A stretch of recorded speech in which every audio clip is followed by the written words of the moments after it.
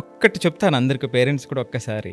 చిన్నపిల్లలు అనుకోండి, మీ పిల్లలు ఆడుకున్న వెంటనే వాళ్ళ వస్తువులు వాళ్ళే తిరిగి ఆ ప్లేస్లో పెట్టేస్తే ఒక్కసారి ఊహించండి.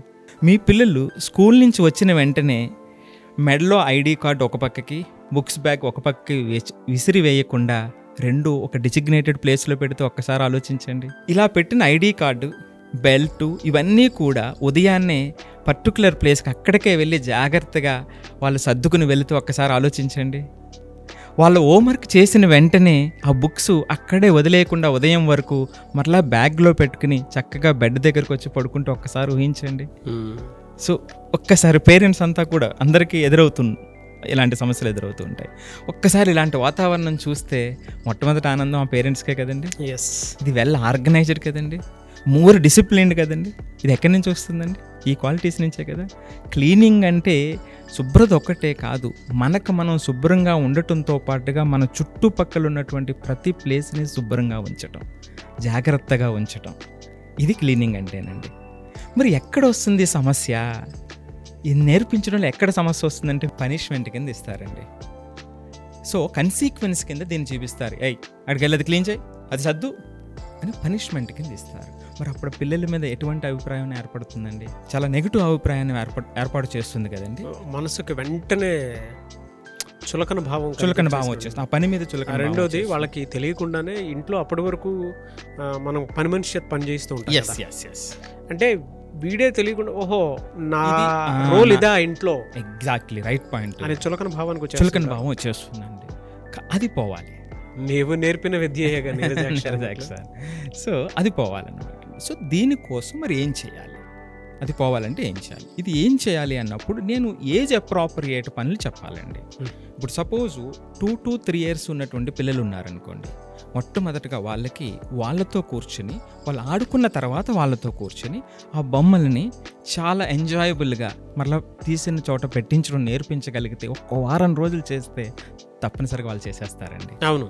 లేదు, అక్కడ వాటర్తో అదే ఆడుతూ ఉంటారు పిల్లలు, అమ్మను చూసి పని మనిషిని చూసి ఆడుతూ ఉంటారు, అదే ఆటలు ఆడుతూ ఉంటారు, వాటర్ ఒలగటం అవన్నీ జరుగుతాయి. దాన్ని తుడిపించడం నేర్పించామనుకోండి సరిపోతుంది, అది ఆ చిన్న వయసులో. ఇక తర్వాత 3 to 5 years పిల్లలకి వచ్చేటప్పటికి ఈ వీటితో పాటుగా వాళ్ళు పెన్సిల్స్ అది వాడతారు, లేకపోతే డ్రాయింగ్ చేస్తూ ఉంటారు, అవన్నీ స్పిల్ ఓవర్ అవుతాయి. సో స్పిల్ ఓవర్ అయ్యేటప్పుడు ఇది నా డ్యూటీ కాదు, మా అమ్మ డ్యూటీ, లేదా పని మనిషి డ్యూటీ, మా డాడీ యొక్క పని అని మీరు ఇందాక చెప్పారు. ఒక తెలియనటువంటి ఒక చులకన భావం ఆటోమేటిక్గా వాళ్ళ మనసుల్లోకి వచ్చేస్తుంది. ఇది కాదు, ఇది మన ఇల్లు, మన వస్తువులు అనేటువంటి భావన మనం పెట్టగలిగినట్లయితే, ఆ ఏజ్ అప్రాప్రియేట్ ఇన్స్ట్రక్షన్స్ మనం ఇవ్వగలిగితే, చూడండి డ్రాయింగ్ చేసుకున్న వెంటనే ఇక్కడ స్పిల్ అయిపోయింది, ఒకసారి ఒక గుడ్డ తీసుకొచ్చి తుడిచేస్తాను అని నేర్పించామనుకోండి, చూడండి చక్కగా. కాకపోతే ఏమవుతుంది జనరల్గా, ఇది నీ పని కాదు అని పని మనిషిని పిలిచి తుడిపించడమో, లేకపోతే తల్లి తర్వాత తుడవటమో జరుగుతూ ఉంటుందన్నమాట అండి. సో ఇలా ఏజ్ని బట్టి. ఇప్పుడు ఇంకొంచెం ముందుకు వద్దామండి. 6 years నుంచి 9 yearsకి వచ్చినప్పుడు వాళ్ళ బెడ్ని వారు సరి చేసుకోవడం, మనం ఇప్పుడే చెప్పాం దాని లక్షణాలు ఏమిటి అనేటువంటిది. అలాగే మనం అందరూ కలిసి భోజనం చేసేటప్పుడు వాళ్ళ చేత కొంచెం అరేంజ్ చేయించండి, ఆ మీల్ అరేంజ్మెంట్ చేయించుకోండి, రైట్. వాళ్ళు స్నానానికి వెళ్ళేటప్పుడు ఆ బట్టలు ఎక్కడ పడేస్తారండి, దాన్ని తీసుకెళ్ళి డిజిగ్నేటెడ్ ప్లేస్లో పెట్టేలాగా చేయండి. వీళ్ళు ఇందాక చెప్పినట్టుగా హోంవర్క్స్ అది ఉంటాయి కదండి, ఆ హోంవర్క్ చేసినటువంటి బుక్స్ మరలా డిసిప్లిన్డ్గా ఆ బ్యాగ్లో రైట్గా పెట్టుకునేటట్టు చేయండి. చాలామంది పిల్లలండి ఉదయాన్నే చాలా గాబరా పడిపోతారు. ఎందుకు గాబరా పడతారు? ఐడి కార్డు కనిపించదు. ఆ రాత్రి చదువుకున్న బుక్స్ ఎక్కడెక్కడ ఉంటాయి, అప్పటికప్పుడు టైం టేబుల్ చూసుకుని ఏం పెట్టుకోవాలని లాస్ట్ 5 minutesలో ఇంకా పెద్ద గందరగోళం చేస్తారు. సో ఇవన్నీ కూడా సెట్ అయిపోతాయండి. ఇంకొంచెం పెద్ద పిల్లలకి వచ్చేటప్పటికండి, బయట గార్డెన్ నీళ్లు వేయించడం నేర్పండి, లేదా మనం చిన్న చిన్న మరమ్మతులు చేసినప్పుడు వాళ్ళకు కూడా ఒక రెస్పాన్సిబిలిటీ ఇవ్వండి. అవును. ఇవన్నీ కూడా ఒక సెన్స్ వాళ్ళకి క్రియేట్ చేస్తాయండి. ఇలా ఏజ్ అప్రాప్రియేట్ చేయగలిగినప్పుడు ఆటోమేటిక్గా అది ఎంజాయబుల్ అయిపోతుందండి. సో దా పనిష్మెంట్ లాగా ఉండదు. ఇంకొకటి అతి ముఖ్యమైనటువంటి వాష్రూమ్ అండి. వాష్రూమ్ క్లీనింగ్ నేర్పితేనండి ఒక అద్భుతమైనటువంటి లక్షణం వస్తుంది. ఇప్పుడు మీరు ఇందాక చెప్పారు, మన వాష్రూమ్ మనం క్లీన్ చేస్తే ఆ వాష్రూమ్ ఎవరైతే క్లీన్ చేస్తారో వాళ్ళ మీద గౌరవం పెరుగుతుందండి. మాటలతో రాదండి అది. సో మనం అందరూ ఈక్వల్ అనేటువంటి భావన మీరు తెలియకుండానే ఆ మనసులో నాటుతారండి. వాళ్ళ లైఫ్ తర్వాత చూడండి, 25 years 30 years 40 years తర్వాత ఎంత గొప్పగా ఉంటుందో. వాళ్ళకి పెద్దగా మెంటల్ టెన్షన్స్ రావండి అలాగుంటేనే. సో ఈ విధంగా ఏజ్ అప్రాప్రియేట్ చేయాలండి.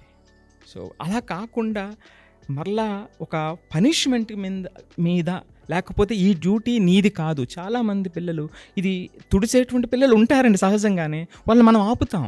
కొంతమంది పేరెంట్స్ ఆపేస్తారు, వాళ్ళు ఇది కాదమ్మా, నువ్వు కాదు, నీకెందుకమ్మా, అరే నీకెందుకమ్మా అంటే ఎట్లా? వీళ్ళు వెళ్ళి యుఎస్ యూకే ఉంటుంది సార్ అసలు. అంటే వీళ్ళు వాళ్ళని సోమరిపోతులు చేసి పెద్దయిన తర్వాత అతిగారాపానికి చేసేసి పెళ్లిళ్ళు అయిపోయిన తర్వాత కూడా ఆ బిహేవియర్ ఉన్నప్పుడు ఎంత దారుణమైనటువంటి స్థితి తీసుకుని వచ్చేస్తారు అని అంటే, వీళ్ళు ఎవరినైతే పెళ్లి చేసుకున్నారో వాళ్ళని బ్లేమ్ చేసుకుని చేస్తారు.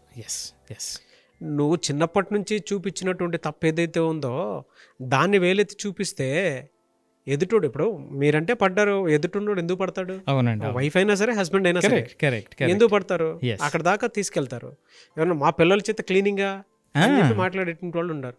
ఇంకొకటి సరే అంటే ఇలా కొంతమంది ఉంటారు, అంత పెద్ద సిలబస్సా అట్లెట్లా చదివిస్తారు, అట్లెట్లా మాట్లాడతారు అని చెప్పేసి వీళ్ళకి గనక చదువు వచ్చుంటే వీళ్ళే రాసేస్తారు కొంతమంది పేరెంట్స్ అయితే.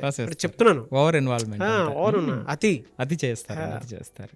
నేను అదే ఇప్పుడు మళ్ళీ వీళ్ళంతా కూడా యుఎస్ యూకేలు వెళ్ళి ఎవరి పని వాళ్ళు చేసుకోవాల్సిన తప్పేముందండి అందులో, డిగ్నిటీ కదా. సో ఇదండి పరిస్థితి. ఈ విధంగా ఏజ్ అప్రాప్రియేట్ చేయాలండి, చేయగలిగితే అద్భుతంగా ఉంటుందండి.